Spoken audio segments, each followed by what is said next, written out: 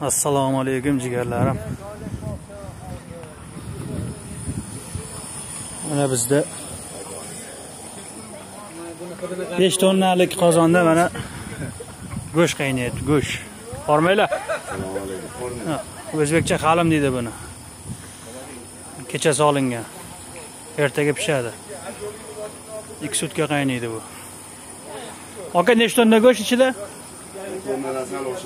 Mana 1 tonna et solingan bu yerga. Praznik.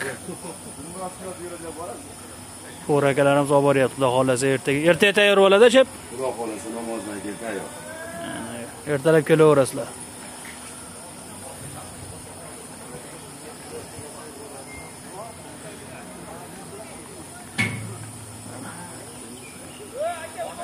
Besh tonnalik qozonda 1 tonna go'sht qaynab solib pishirilyapti mana. Ot go'shti, qo'y go'shti, mol go'shti, bug'doy, sut, hammasi bor ichida.